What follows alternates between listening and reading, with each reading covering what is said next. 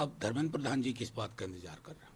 अगर आपके पास ये सूचना है और आप मुझसे सवाल पूछ रहे हैं, तो क्लीन चिट वाले मिनिस्टर साहब कहाँ हैं? कहाँ बैठे हुए हैं? क्या बात कर रहे हैं? और सीबीआई से भी आग्रह करूंगा, अपने मैल प्रैक्टिस का इतना बड़ा स्कैम जिससे लाखों लोग प्रभावित हुए हैं ना, उसके लिए ये शब्द मैल प्रैक्टिस अनुचित है, अवांछित।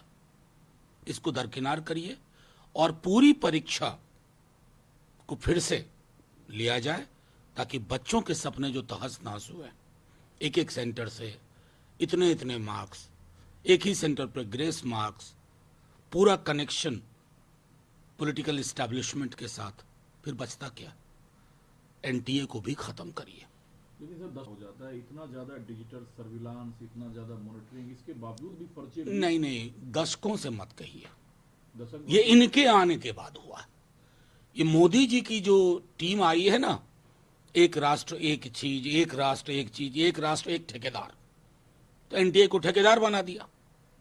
और अब देखिए क्या हो रहा है, व्यवस्थाएं तहस नहस हो गई है, कुछ भी नहीं। आज ही मैं क्या क्या कहूं, एयरपोर्ट का कैनोपी गिर गया जाता है, जिसका बड़े जोर शोर से उद्घाटन, तो हर चीज में लीकेज है। बल्कि सच कहूं, ये सरकार जगह जगह से लीक कर रही है। मेरा सवाल सर यही है, सवाल में शब्दों का भारीपन कम है, लेकिन ये मुद्दा बड़ा है जो मल्लिकार्जुन खड़गे साहब ने उठाया है। Delhi airport, Jaipur airport, Ayodhya new roads, Ram Mandir leakage, एक तरीके से उन्होंने कहा है कि करप्शन और क्रिमिनल नेग्लिजेंस का इससे बड़ा और उदाहरण कोई हो नहीं सकता, जगह जगह भ्रष्टाचार। मैं आपको सच कहूं, सर, जितना प्रधानमंत्री जी ने भाषण देते थे ना खाऊंगा ना खाने दूंगा, उसकी तो कल ही खुल गई। महाराष्ट्र वाले एक महानुभाव के बारे में दे रहे थे, अगले दिन गुलदस्ता आदान प्रदान हो रहा था। और पता करके देख लीजिएगा, ठेकेदार एक ही राज्य से आ रहे हैं लगभग सारी चीजों में। बनारस का काम भी वही देखेंगे, अयोध्या का काम भी वही देखेंगे। तो ये हो क्यों रहा है? ये नेक्सस है, और इस नेक्सस की वजह से क्वालिटी पे कोई कंट्रोल नहीं है। जो लोग भी बनाए होंगे आज ऐश कर रहे होंगे कहीं बैठ करके, उनको कोई पश्चाताप नहीं होगा। जाने चली गई हैं दिल्ली एयरपोर्ट पे, कोई अकाउंटेबल होगा उसके लिए, या किसी छोटे अधिकारी को फिक्स करके उसको हटा देंगे? ये सिस्टमिक करप्शन है जो टॉप से चलता है, इसलिए जगह जगह लीकेज है। और मैं दोबारा दोहरा रहा हूं, ये सरकार जगह जगह से लीक कर रही है।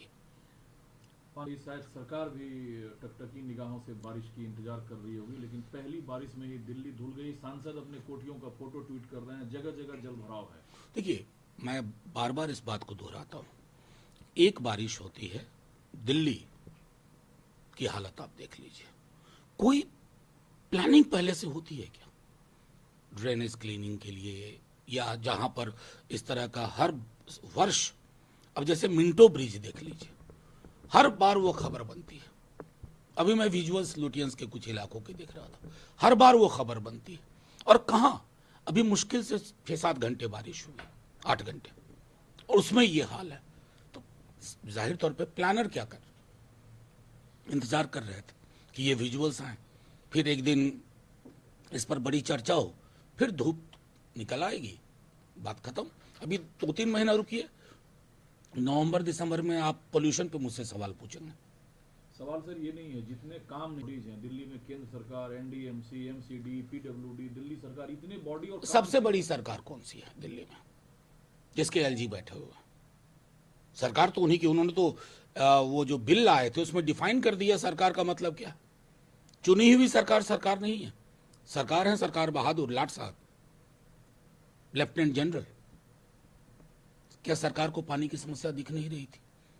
वो विजुअल्स मोदी जी और अमित शाह जी वगैरह नहीं देख रहे थे कि लोग पानी के पीछे कतार लगा के दौड़ रहे हैं बाल्टी लेकर के? किस बात का इंतजार था कि सारा ठीकरा फोड़ दिया जाए दिल्ली की सरकार को? चीफ मिनिस्टर को तो जेल में डाले ही हुए हैं, चाहे दिल्ली हो या झारखंड। अब सड़क से संसद चलते हैं, राष्ट्र शासन पर तल्ख टिप्पणी विपक्ष के नेताओं का आ रहा है। शशि थरूर ने जब संविधान जय के नारे लगाए तो उस पर आपत्ति है, ओम बिरला साहब ने टोका। शशि थरूर ने कहा है कि अब संविधान जय के नारे से भी दिक्कत रहेगी। नहीं, देखिए, ये जो किताब है ना, ये तानाशाही प्रवृत्तियों वालों को बहुत परेशान करती है। ये किताब नहीं है साहब, जिंदा दस्तावेज है। मैं बार बार दोहरा रहा हूं, जिंदा दस्तावेज। इतनी दफा इस सरकार को दिखाया ना कि मेरा वाला तो कितना पुराना हो गया, आप देख लीजिए, जू नहीं रेंगती है। जय संविधान से दिक्कत है, रिलीजियस स्लोगन्स लगते हैं उससे दिक्कत नहीं, कॉन्स्टिट्यूशन को कोई हेल करे उससे दिक्कत होती है। तो जाहिर तौर पर आप मनसा वाचा कर्मणा में आपके अंदर अथॉरिटेरियनिज्म है, और भारतीय लोकतंत्र ने आपको संदेश दिया है।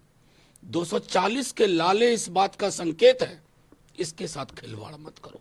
आप लोग आरोप लगाते हैं, लेकिन इसी समय ये सरकार भी चल रही है, इसी संविधान के भरोसे मोदी जी प्रधानमंत्री भी। नहीं, संविधान के भरोसे तो एक अब की बार 400 बार, और वो सारे विजुअल्स तो आप ही लोगों ने दिखाए थे। फलाना कैंडिडेट बोल रहा है इतनी सीट दो तो हम संविधान बदल के रख देंगे, चिलाना कैंडिडेट वही बात कह रहा है और प्रधानमंत्री जी प्रतिकार नहीं करते।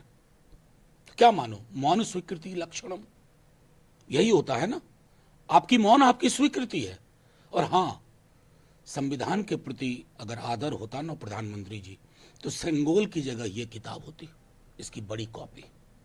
सेंगोल बता रहा आपके अंदर बादशाहत वाले गुण हैं, लक्षण है, प्रवृत्तियां। सर, सेंगोल पर तो विवाद चल रहा है, उस बीच आपका व्यक्तिगत निष्कर्ष क्या है उस पर? अब लगातार एक खेमा कह रहा है कि वहां संविधान होना चाहिए, या सेंगोल से आपत्ति नहीं है, सेंगोल जिस जगह पर है उससे आपत्ति है? मैं आपको सीधे कहूं, संसद क्या है?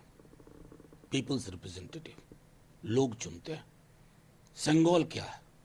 राजतंत्र की निशानी है। राजतंत्र की निशानियां लोकतंत्र के मंदिर में नहीं होंगी। लोकतंत्र के मंदिर में लोकतंत्र की रवायतों को निर्धारित करने वाली चीजें होंगी। कल वो विजुअल मुझे बिल्कुल अच्छा नहीं लग रहा था, जो व्यक्ति सबसे आगे चल रहे थे उनके हाथ में सेंगोल था। अगर ये होती किताब, कितना खूबसूरत विजुअल बनता, पूरी दुनिया देखती, और पूरी दुनिया देखती तो तारीफ करती, ये है जिंदा कौम, ये हैं जिंदा लोग। देखिए, राष्ट्रपति अपने अभिभाषण में ने क्या की, आगे उनकी सरकार क्या करेगी चर्चा की, लेकिन कांग्रेस का आरोप है ना तो नीट पेपर लीक, ना महिलाओं की स्थिति, ना बेरोजगारी, ना रोजगार, इन मुद्दों पर राष्ट्रपति नहीं बोला, ये स्क्रिप्टेड भाषण। मैं देखिए, प्रधानमंत्री जी और उनकी पूरी टीम कैबिनेट राष्ट्रपति का अभिभाषण लिखती है, इसमें कोई तो मत नहीं, लेकिन मुझसे प्रतिक्रिया मत लीजिए। वो जो लाखों बच्चे सड़कों पे है ना, उनसे पूछिए कि अभिभाषण कैसा लगा। जब आपके आम आवाम की पीड़ा, अगर बेरोजगारी पे राष्ट्रपति बोलती ना महामहिम, तो चर्चा होती। बेरोजगारी पे चुप, नीट पे चुप, किसानों पे चुप, मुस्लिम और दलितों के लिंचिंग पे चुप। इतनी सारी चुप्पियां अभिभाषण को कमतर करती हैं, कमजोर करती हैं। जिन लाखों बच्चों रहे हैं, कहा यह जा रहा है कि विपक्ष जो है दोनों सदन में नीट के मुद्दों को आज जोर शोर से उठाने वाली है। एक बात बताइए, विपक्ष क्या करे? विपक्ष सरकार की ऑर्केस्ट्रा में शामिल हो जाए कि साहब तेरे सुबह की जय, साहब तेरे शाम की जय, या विपक्ष जन सरोकार की बातों को संसद में रखे? विपक्ष को क्यों वहां, वो हम क्यों हैं वहां? ताली बजाने के लिए नहीं ना। अरे बहुत बहुत बढ़िया, क्या कमाल कर दिया प्रधानमंत्री जी आपने, लोगों के सरोकारों की बात करने के लिए। और वो सरकार को सलाह भी है ना, सरकार अगर सरोकारों पे ना चलेगी तो ये विपक्ष का दायित्व है कि उन सरोकारों को आपके समक्ष रखें। आप देखते हैं इन सरोकारों के बरक्स, और जय संविधान बोलने के बाद कहीं निलंबन न शुरू हो जाए।